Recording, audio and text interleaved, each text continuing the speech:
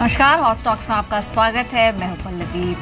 बाजार पर जाने से पहले हॉट स्टॉक्स में आज खास क्या है ये आपको बता दें। कल के बाजार के लिए आपके लिए चुनिंदा टॉप 20 स्टॉक्स लेकर आए हैं। साथ ही रिलायंस की एजीएम पर हमारी खास नजर होगी। कल रिलायंस की 42वीं एजीएम है। कौन से बड़े ऐलान हो सकते हैं ये आपको आज के शो में बताएंगे। साथ ही कैसे रहे पहली तिमाही में जीडीपी के नंबर्स और बाजार पर कल क्या असर होगा इस पर चर्चा करेंगे। लेकिन सबसे पहले मार्केट्स। लगातार तीसरे दिन आज बाजार में शानदार तेजी रही। ओपनिंग स्ट्रांग रही। बाजार 16 महीने के नए ऊपरी स्तरों पर बंद हुआ। निफ्टी ने इंट्राडे में ऑलमोस्ट 8800 का स्तर भी छुआ, लेकिन आखिरी घंटे में हल्की मुनाफा वसूली दिखी और निफ्टी 42 अंकों की बढ़त के साथ 8786 के लेवल पर क्लोज हुआ। सबसे ज्यादा तेजी आज जहां दिखी वहां बैंक्स और फाइनेंस से जुड़े शेयर रहे। Nifty private bank index almost 1.5% ऊपर क्लोज हुआ। साथ ही कंस्ट्रक्शन और इंफ्रास्ट्रक्चर से जुड़े शेयरों में भी जबरदस्त तेजी दिखी। अगर कुछ नाम लिए जाए तो UltraTech cement, Orient cement, ARSS infra, unity infra, HCC यहां पर शानदार बढ़त रही। लेकिन कुछ और सेक्टर्स की बात करें तो कैपिटल गुड्स और ऑटो शेयरों में भी अच्छा उछाल आज के सेशन में दिखा। मिड कैप, स्मॉल कैप्स यहां पर भी अच्छी खरीदारी देखने को मिली, लेकिन जो लूजिंग साइड पर रहे वहां पर मेटल्स, रियलिटी और आईटी कंपनियों के शेयरों में दबाव देखने को मिला। कुछ देर में हमारे साथ आज के एक्सपर्ट डबल पी व्यास भी होंगे, लेकिन सबसे पहले नजर डाल लेते हैं Q1 में जीडीपी के नंबर्स पर। क्वार्टर 1 में जीडीपी ग्रोथ पिछली तिमाही से 7.9% से घटकर 7.1% रही। अगर हम ईयरली बेसिस पर भी कंपेयर करें तो भी जीडीपी ग्रोथ में कमी आई है। पिछले साल क्वार्टर 1 में जीडीपी ग्रोथ 7.5% रही थी, यानी क्वार्टरली बेसिस साथ ही सालाना बेसिस दोनों ही स्तरों पर जीडीपी नंबर्स में कमी देखने को मिली है। अगर फर्दर हम देखें तो मैन्युफैक्चरिंग ग्रोथ में भी कमी आई है। 9.3% से घटकर मैन्युफैक्चरिंग ग्रोथ 9.1% रही है इस पर्टिकुलर क्वार्टर के अंदर। साथ ही Q1 में एग्रीकल्चर ग्रोथ 2.3 से घटकर 1.8% रही है। सबसे ज्यादा गिरावट जहां रही वो माइनिंग ग्रोथ रही। माइनिंग ग्रोथ 7.4% से घटकर -0.4% रही है। वहीं कंस्ट्रक्शन ग्रोथ भी 4.5% से घटकर 1.5% रही है। बाजार पर इसका क्या असर होगा ये एक्सपर्ट से जानेंगे, लेकिन कुछ और अहम खबरों का रुख करते हैं। कल रिलायंस इंडस्ट्रीज की 42वीं एजीएम होने वाली है। सुबह 11 बजे से बिरला मातोश्री सभाघर में ये एनुअल जनरल मीटिंग शुरू होगी। इसमें कुछ खास बातें हैं जिस पर आपको नजर रखनी होगी। आमतौर पर वैसे ये एजीएम जून या जुलाई में होती है, लेकिन इस बार कंपनी ने अपनी एजीएम 1 सितंबर को रखी है। कुछ बड़े ऐलान इस पर्टिकुलर एजीएम के अंदर हो सकते हैं। खासतौर पर जो रिलायंस के 2 मेगा प्रोजेक्ट्स हैं उनके रोल आउट को लेकर घोषणा हो सकती है।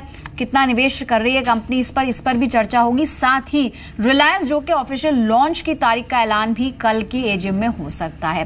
रिलायंस जो के डेटा प्लान के टैरिफ की घोषणा भी कल की एजीएम में हो सकती है, ऐसा अनुमान लगाया जा रहा है। साथ ही लाइफ के लिए स्पेशल टैरिफ का ऐलान भी कल की एजीएम में रिलायंस कर सकता है।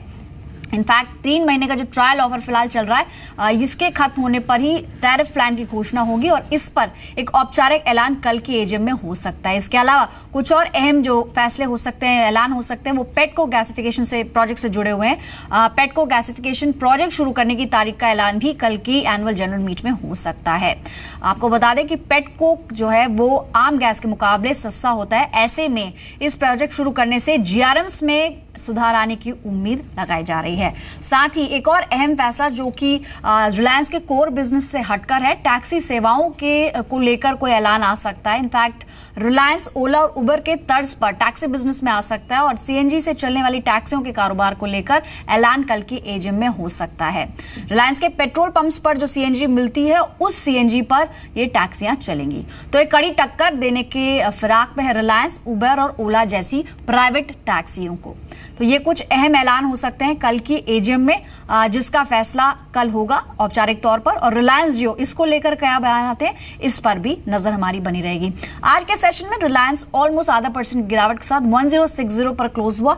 कुछ और अहम कारणों की वजह से भी रिलायंस चर्चा में रहा। एपी शाह कमेटी जो कि दिसंबर 2015 में जिसका गठन हुआ था उसकी तरफ से रिपोर्ट सौंपी गई है और ऑयल मिनिस्ट्री की तरफ से भी इस पर बयान आए। केजी बेसिन में ओएनजीसी और रिलायंस गैस का जो विवाद है उस पर एपी शाह कमेटी ने अपनी रिपोर्ट मंत्रालय को सौंप दी है। एपी शाह कमेटी ने इस रिपोर्ट में माना है कि रिलायंस इंडस्ट्रीज ने ओएनजीसी के कुएं से गैस निकाली थी, यानी कि जो आरोप ओएनजीसी ने रिलायंस पर लगाया था उसको एक हद तक माना गया है। पेट्रोलियम मंत्री धर्मेंद्र प्रधान ने कहा है कि उन्हें रिपोर्ट मिल चुकी है एपी शाह कमेटी की तरफ से और अगले 1 महीने के अंदर इस मामले पर कार्रवाई की जाएगी। ओएनजीसी ने गैस निकालने को लेकर रिलायंस से मुआवजे की मांग की थी। अगर रिलायंस मुआवजा देता है या उसे देना पड़ता है तो लगभग 11,000 करोड़ रुपए का एक बोझ रिलायंस पर आएगा, यानी कि रिलायंस को 11,000 करोड़ का मुआवजा इस मामले में देना पड़ सकता है। ओएनजीसी ने रिलायंस पर 18 बिलियन क्यूबिक मीटर्स गैस निकालने का आरोप लगाया था और ऐसे में अब एपी शाह की तरफ से, कमेटी की तरफ से जो रिपोर्ट सौंपी गई है उसमें ये माना गया है। तो देखना होगा आगे किस तरह से खबर पैन आउट होती है। आज स्टॉक पर असर दिखा है और कल रिलायंस की एजीएम भी है, कुछ बड़े ऐलान जैसे कि हमने आपको बताए, उस पर भी नजर हमारी रहेगी। रिलायंस आगे चलकर किस तरह का मूव दे सकता है, आपको रिलायंस में क्या करना चाहिए, इस पर हमारी नजर रहेगी। लेकिन आज के कुछ और अहम लिस्टिंग्स की बात करते हैं। रत्नाकर बैंक के आईपीओ की लिस्टिंग शानदार रही, इनफैक्ट ब्लॉकबस्टर लिस्टिंग्स को कहा जा सकता है। लिस्टिंग 274.20 पर हुई है, जो कि इशू प्राइस से 22% प्रीमियम पर है। आईपीओ का इशू प्राइस 225 रुपए था और उसके मुकाबले 274.20 पर आरबीएल बैंक की लिस्टिंग हुई है। आज के सेशन में भी काफी जोरदार तेजी दिखी और क्लोजिंग पर ऑलमोस्ट 33% के जंप के साथ आरबीएल बैंक 299.95 के लेवल पर क्लोज हुआ है। और इनफैक्ट 11 साल पहले एक प्राइवेट बैंक यानी कि यस बैंक ने अपना इशू लेकर लाया था वो मार्केट में, और उसके बाद आरबीएल बैंक पहला ऐसा प्राइवेट बैंक है जिसने अपना आईपीओ लाया है और यहां पर भी शानदार रिस्पांस देखने को मिला है। आज एनएसई पर इशू ने 305.50 रुपए का इंट्राडे हाई भी छुआ, क्लोजिंग भी शानदार रही और आज 33% की बढ़त के साथ स्टॉक क्लोज होने में कामयाब रहा है। सब्सक्रिप्शन की अगर बात करें तो शानदार रिस्पांस इसके आईपीओ को मिला। इशू लगभग 70% सब्सक्राइब होकर बंद हुआ था। कुछ और अहम खबरें हैं, उन पर भी नजर डालेंगे, साथ ही आपके सवालों को भी शामिल करेंगे। आपको टॉप 20 स्टॉक्स भी बताएंगे जहां पर आप मुनाफा कमा सकते हैं। लेकिन बात करते हैं कुछ और अहम खबरों की। टाटा मोटर्स, सुप्रीम कोर्ट की तरफ से एक बड़ा झटका टाटा मोटर्स को आज लगा। टाटा मोटर्स के सिंगूर में नैनो प्रोजेक्ट के लिए करीब 1000 एकड़ जमीन के अधिग्रहण को रद्द कर दिया है। इनफैक्ट निचले कोर्ट से ये फैसला सही ठहराया गया था, लेकिन सुप्रीम कोर्ट में आगे किसानों ने अपील की और सुप्रीम कोर्ट ने टाटा मोटर्स को किसानों को उनकी जमीन लौटाने के लिए 12 हफ्ते का समय दिया है। कोर्ट ने लेफ्ट सरकार और टाटा मोटर्स की इस डील को अवैध करार दिया है और सुप्रीम कोर्ट ने कहा है कि सिंगूर में किसानों से जमीन गलत तरीके से ली गई थी। साल 2006 में लेफ्ट सरकार के कार्यकाल के दौरान इस जमीन का अधिग्रहण किया गया था। कोर्ट ने अपने आदेश में यह भी कहा है कि जिन किसानों को मुआवजा मिल चुका है उन्हें मुआवजा वापस नहीं देना होगा। इससे पहले कोलकाता हाईकोर्ट ने सरकार के इस अधिग्रहण को सही ठहराया था। उसके बाद किसानों ने काफी ज्यादा इसके खिलाफ डेमोन्स्ट्रेशन भी किया था और सुप्रीम कोर्ट में अपील की थी। सुनवाई के दौरान सुप्रीम कोर्ट ने यह माना है कि लेफ्ट सरकार ने जो फैसला लिया वो गलत था और अब इस फैसले को गलत ठहराया है। इसके बाद टाटा मोटर्स के लिए एक बड़ा झटका इसको माना जा सकता है। हालांकि स्टॉक पर कोई खास रिएक्शन इसका नहीं दिखा। टाटा मोटर्स ऑलमोस्ट 1.6% ऊपर क्लोज हुआ है 537.7 के लेवल्स पर। लेकिन अब शुरुआत करेंगे सवाल जवाब के सिलसिले की और धवल पी व्यास आज के एक्सपर्ट हमारे साथ जुड़ गए हैं। धवल, एक शानदार तेजी आज के सेशन में, इनफैक्ट लगातार 3 सेशन से हम देख रहे हैं स्ट्रॉन्ग मोमेंटम मार्केट्स में बना हुआ है। आपको लगता है मोमेंटम अभी जारी रहेगा, क्योंकि बड़े जितने भी ट्रिगर्स हो सकते थे वो ऑलमोस्ट फैक्टर इन हो चुके हैं बाजार में। फिलहाल जो तेजी है इसके पीछे कारण क्या देख रहे हैं आप? देखिए, गुड इवनिंग। ओवरऑल अगर देखें अगर मार्केट में हम तो बेसिकली पिछले अगर 30-40 दिन की बात करें तो ओवरऑल इतना कुछ मूवमेंट नहीं आया है। मार्केट अगर देखें तो साइडवेज एक मूव हमने देखा है मार्केट में, और जो निफ्टी की जो मूवमेंट जो साइडवेज थी मेरे ख्याल से वो अच्छी थी, just because after 1800 points of upside basically जो एक कंसोलिडेशन फेज होता है वो काफी हेल्दी होता है अपट्रेंड को जो कंटिन्यू रखने के लिए। वो एक कंसोलिडेशन फेज कहीं ना कहीं ओवर हो रहा है ऐसा दिख रहा है, just because we saw breakout today also. तो मेरे ख्याल से एक ये जो ब्रेकआउट है ये सस्टेनेबल बाइंग का एक तरफ से इशारा कर रहा है और हमारा मानना है ये जो ब्रेकआउट है मार्केट को जो है करीबन आगे जो है ऊपर में अराउंड 8950 9000 के लेवल तरफ ले जाएगा। तो हमारा आइडिया अभी भी सेम है, यू बाय ऑन डिप और जो मोमेंटम वाले स्टॉक्स हैं उनको कैच करते रहे हम जी। तो स्टॉक स्पेसिफिक होकर चलना चाहिए और जहां पर मोमेंटम स्ट्रांग लग रहा है वहां पर ही पोजीशंस बनानी चाहिए। अब सवालों को शामिल करते हैं। सबसे पहला सवाल एसएमएस से भेजा है, एमएस शशि ने दिल्ली से भेज रहे हैं। श्रेय इंफ्रा पर इनका क्वेश्चन है। 500 स्टॉक्स हैं इनके पास 55 के लेवल्स पर। इनफैक्ट आज पूरा इंफ्रा स्पेस काफी ज्यादा बज कर रहा था, उनमें से श्रेय इंफ्रा भी रहा है। इनकी बाइंग हुई है अराउंड 55 पे और आज की क्लोजिंग है 82, ऑलमोस्ट 8.5% का जंप मूव आज के सेशन में दिखा है। इस पर्टिकुलर स्टॉक में अभी बने रहने की सलाह देंगे धवल आप, या फिर आपको लगता है इंफ्रा स्टॉक्स में जो तेजी आई है वो अभी कुछ समय के लिए बनी रहेगी? देखिए इंफ्रा स्पेस में अगर देखें तो कोई कोई स्टॉक्स जो हैं अपने ईयरली बेसिकली जो हाइज हैं वो कहीं ना कहीं क्रॉस कर रहे हैं, प्लस कोई स्टॉक्स जो ऐसे हैं कि जो अपने प्रीवियस रेजिस्टेंस जो हैं, खास करके जो स्ट्रॉन्ग रेजिस्टेंस जो है 6-8 महीने के, वो क्रॉस कर रहे हैं। जहां तक श्री इंफ्रा का सवाल है, बेसिकली इसका जो रेजिस्टेंस था दैट वाज अराउंड 78, जो उसने हाई बनाया था बेसिकली वे बैक इन 2010, तो ये 6 साल का बेसिकली रेजिस्टेंस जो है वो क्रॉस कर रहा है। जब कोई भी स्टॉक जो है मल्टी ईयर एक रेजिस्टेंस क्रॉस करता है तो जो अपमूव का एक स्ट्रेंथ है वो काफी बढ़ जाता है। हमारा मानना है कि जो श्री इंफ्रा है इनका वो अपना उनको होल्ड करना चाहिए with reverse stop loss of 74, और ऊपर में जो टारगेट है 105 110 के टारगेट जो है अगले 3 महीने में मेरे ख्याल से उनको मिल सकते हैं। तो Shri infra is the stock which one can hold actually. Right, तो आपने जो चुनाव किया है अच्छा है, इसमें बने रहने की सलाह है। आज भी डे हाई के आसपास ही श्री इंफ्रा क्लोज हुआ है। कुछ और सवालों को लेते हैं इस वक्त। अगला सवाल है एसएमएस के जरिए विजय कुमार ने भेजा हुआ है होशियारपुर से, और पीएनबी पर ये जानना चाह रहे हैं। बैंकिंग स्टॉक्स में अच्छी तेजी आज के सेशन में देखिए। इनके पास 500 स्टॉक्स है ऑलमोस्ट 135 के लेवल्स पर। इस वक्त फोन लाइन पर भी विजय जुड़े हैं। नमस्कार विजय, गुड इवनिंग। पूछिए, आपने पीएनबी लिया हुआ है? हाँ जी मैडम, मेरे पास जो पीएनबी के 500 शेयर्स हैं और 135 पे मैंने परचेज किया था जी। कब की खरीदे जी, कब की खरीदे बता सकेंगे? मैडम 2 हफ्ते हो गए इस वक्त। तो ये आपने शॉर्ट टर्म के लिए लिया हुआ है?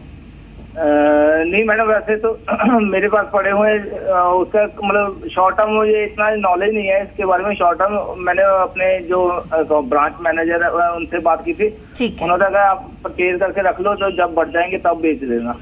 ओके, अदरवाइज टाइम का कंस्ट्रेंट नहीं है, आप चाहें तो उसको रख सकते हैं कुछ समय और।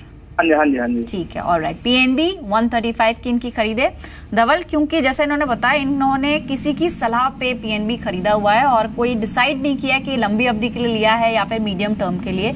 आप क्या सजेस्ट करेंगे, कब तक इनको होल्ड करना चाहिए? देखिए पीएनबी की बात कर रहे हैं, राइट? पीएनबी जी। देखिए पीएनबी में ऐसा हुआ है कि 2015 का जो लास्ट हाफ ईयर था बेसिकली, उसमें बेसिकली ये स्टॉक जो है 140-150 की जोन में काफी यानी घूमा है और काफी लोग यानी फंसे हुए थे। उसके बाद जो है स्टॉक बेसिकली 80 के लेवल्स टच किए और उसके बाद रिकवरी काफी बढ़िया आई है। मेरे ख्याल से 140 would still act as a stiff resistance, वो क्रॉस करना काफी डिफिकल्ट रहेगा मेरे ख्याल से। और ये अगर क्रॉस होता है तो आप जो है अपनी एग्जिस्टिंग क्वांटिटी में 50% और ऐड कर सकते हैं, नई क्वांटिटी डाल सकते हैं for a new target of nearly 180-178।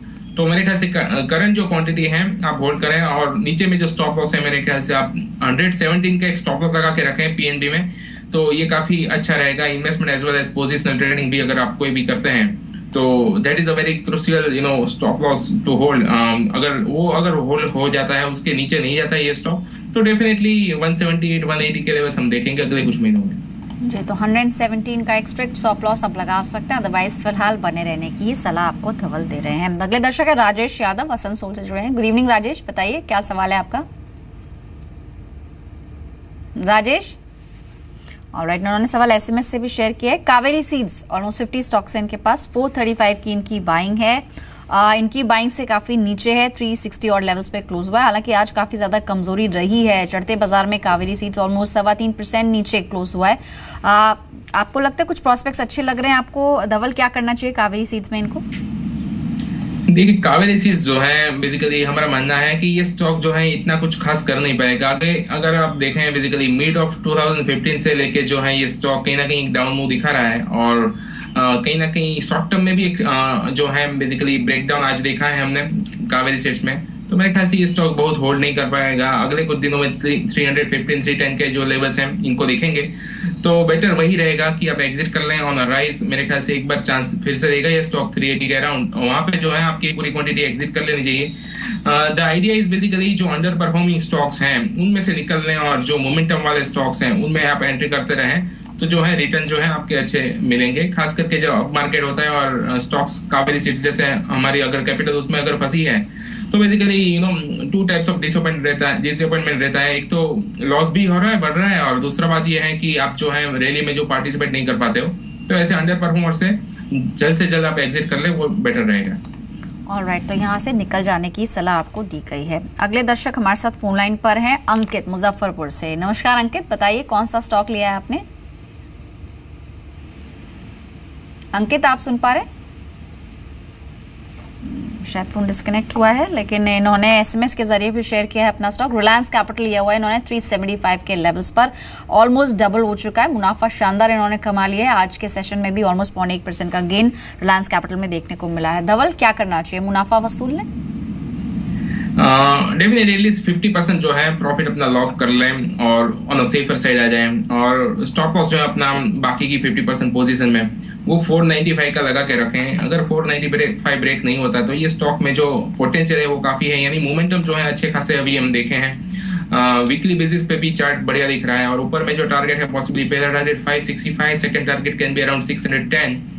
Basically Reliance capital के साथ एक ही प्रॉब्लम है। बेसिकली अगर 2007 के 8 के फॉल के बाद अगर हम देखें ये स्टॉक का, तो काफी बार ब्रेकआउट स्टॉक ने दिए हैं बट सस्टेन नहीं कर पा रहा है, क्योंकि काफी लोग जो हैं around the zone of basically 700 to 1000 उसमें काफी लोग फंसे हुए हैं। तो मेरे ख्याल से ये लोग वेट कर रहे हैं, and they would act as a resistance to buyers basically.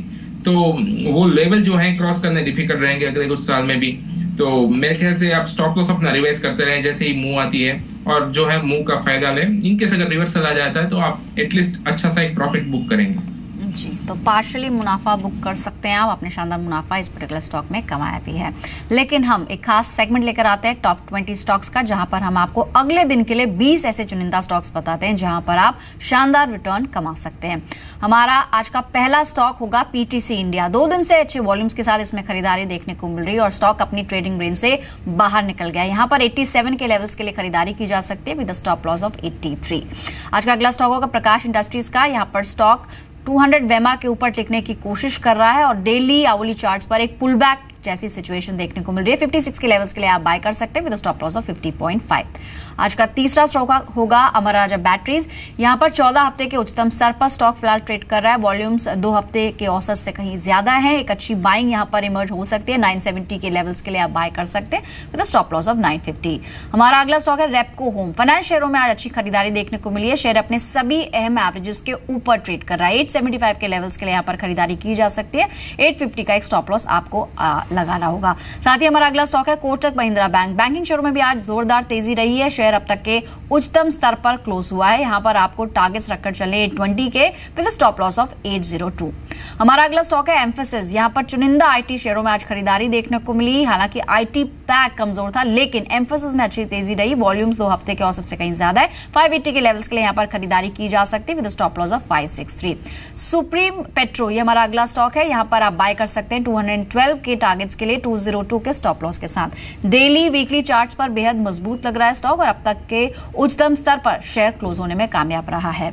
अगला स्टॉक है एटलस साइकिल्स का। यहां पर 200 वेमा के ऊपर टिकने की स्टॉक ने कोशिश की और इस हफ्ते जोरदार ट्रेडिंग वॉल्यूम्स स्टॉक के अंदर देखने को मिले। यहां पर बाइंग की जा सकती है 250 के टारगेट्स के लिए विद स्टॉप लॉस ऑफ 233। हमारा अगला स्टॉक होगा IFGL रिफैक्ट्रीज। यहां पर सभी एम एवरेजेस के ऊपर स्टॉक काम कर रहा है। 3 हफ्ते से खरीदारी इसमें देखी जा रही है और आगे भी ये अप मूव देखने को मिल सकता है। यहां पर आप 140 के टारगेट्स के लिए बाय कर सकते हैं। स्टॉप लॉस आपको मेंटेन करना होगा 132 का। हमारा 10वां स्टॉक है बजाज फिनसर्व का। यहां पर अब तक के उच्चतम स्तर पर शेयर क्लोज हुआ है। बाजार में आज फाइनेंस से जुड़े शेयरों में अच्छी तेजी रही है, जिसका फायदा बजाज फिनसर्व को भी हुआ है। यहां पर बाइंग की जा सकती है 3010 के टारगेट्स के लिए विद स्टॉप लॉस ऑफ 2950। तो 10 स्टॉक अब तक हमने आपको बताया, लेकिन अब बात करते हैं 11वें स्टॉक की। इंफ्रास्ट्रक्चर से जुड़े हुए शेयरों में अच्छी तेजी आज के सेशन में रही है। यूनिटी इंफ्रा हमारा अगला स्टॉक है। यहां पर आप खरीदारी कर सकते हैं 13.15 के लेवल्स के लिए। स्टॉप लॉस आपको स्ट्रिक्टली मेंटेन करना होगा 12.65 का। आगे भी तेजी इसमें जारी रह सकती है और इंफ्रा कंस्ट्रक्शन शेयरों में आज ओवरऑल अच्छी तेजी देखने को मिली है। अगला स्टॉक है स्पाइस जेट का। कच्चे तेल में जो कमजोरी आई है वो कंपनी के लिए एक बहुत बड़ा पॉजिटिव ट्रिगर है, जिसके चलते इसमें तेजी आने की उम्मीद है। आज भी 1.25% तक की गेन स्पाइस जेट में देखने को मिले। ETF की कीमतें ऑपरेटिंग लागत का ऑलमोस्ट 45% कंपाउंड करता है। ऐसे में अगर यहाँ कीमतें कच्चे तेल में अगर गिरावट आती है तो ये एक बड़ा पॉजिटिव ट्रिगर कंपनी के लिए हो सकता है। यहाँ पर आपको बाय करना होगा 60.2 के टारगेट्स के लिए विद स्टॉप लॉस ऑफ 58.3। अगला स्टॉक है शिवम मोटो।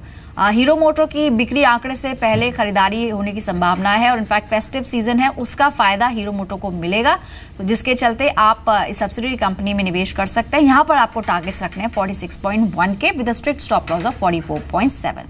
हमारा अगला स्टॉक है कटकटिया सीमेंट। इनफैक्ट चुनिंदा सीमेंट शेयरों में आज खरीदारी देखने को मिली। कल भी खरीदारी जारी रहने की उम्मीद है। ऐसे में यहां पर आप निवेश करके चल सकते हैं। बाय करना होगा with target of 377, stop loss लगाएं 365.8 का।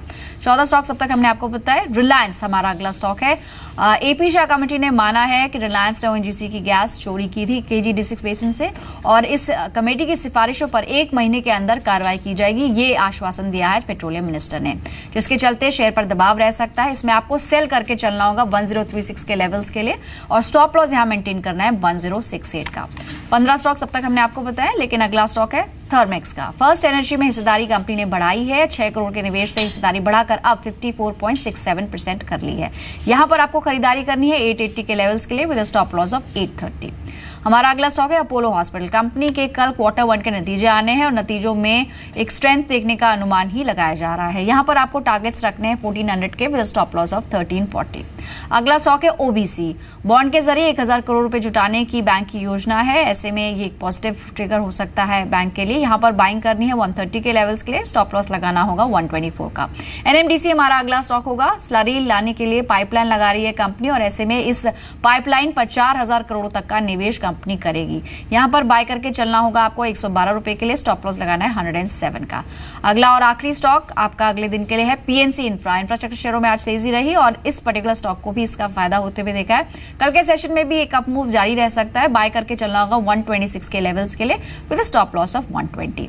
20 स्टॉक्स अब तक हमने आपको बताया जहां पर आप बाय या सेल करके चल सकते हैं। 19 आपको बाय कॉल्स बताएगी, और एक सेल कॉल थी रिलायंस, एकमात्र ऐसी कॉल जहां पर दबाव रहने का अनुमान लगाया जा रहा है। धवल, एक क्विक कमेंट आपका रिलायंस पर चाहेंगे। रिलायंस में आज भी गिरावट देखने को मिली है। हालांकि 2 वजह से आज रिलायंस चर्चा में रहा। एक तो कल होने वाली एजीएम, और साथ ही एपी शाह कमेटी की तरफ से जो सिफारिशें आई हैं। रिलायंस इन लेवल्स पर कैसा लगता है आपको, और साथ ही कल के सेशन में किस तरह का मूव देखने को मिल सकता है? आज ऑलमोस्ट 1060 पर क्लोज हुआ है रिलायंस। देखिए, रिलायंस का बेसिकली अगर स्ट्रक्चर देखें on a weekly basis, basically it's trying to break out its previous resistance, और ये जो 1070 1080 का जोन है वो काफी डिफिकल्ट है। बेसिकली जनवरी में भी ट्राई किया है ये लेवल ब्रेक करने का, अप्रैल में भी ये स्टॉक ने ट्राई की थी, बट सक्सेसफुली ब्रेक नहीं हो पा रहा है। आज भी कहीं ना कहीं 74 के लेवल टच किए हमने, और उसके बाद जो है एक सेलिंग प्रेशर फिर से आ गया, क्योंकि काफी लोग फंसे हुए हैं पहले भी। The idea is basically now is the good time to accumulate stocks like Reliance, जो पिछले 7-8 साल से अंडर परफॉर्मर रहा है मार्केट के कंपेयर में। और हमारा मानना है कि रिलायंस जो है अगर 3-4 साल अगर आप होल्ड कर पाए ये स्टॉक को, तो अगले 4 साल में बेसिकली पर एनम 20% के हिसाब से मेरे ख्याल से रिटर्न दे सकता है ये स्टॉक। यानी अच्छे खासे जो रिटर्न है करंट लेवल से आपको मिल सकते हैं रिलायंस में। तो रिलायंस के ऊपर फोकस होना चाहिए। Once 1100 levels are taken out, तो ऊपर में जो है 1350 के पहले टारगेट के साथ जो है आपको बाइंग कर देनी चाहिए। यहाँ पे मेरे ख्याल से कल का जो आइडिया है that would be buy on dip around 1025 1030 के लेवल अगर आते हैं तो, और नीचे में स्टॉप लॉस जो है ट्रेडिंग के लिए it can be around 1005 levels, और ऊपर में फिर से आप 1060 के लेवल जो है एक्सपेक्ट कर सकते हैं। But the idea is to have long positions aggressively above 1100 levels. जी, तो रिलायंस पर स्ट्रैटेजी आपने बताई। कुछ और दर्शकों के सवाल लेते हैं। इस वक्त फोन लाइन पर हमारे साथ हैं किरण, गाजियाबाद से जुड़े। नमस्कार किरण, पूछिए क्या सवाल है। किरण, आप सुन पा रहे हैं?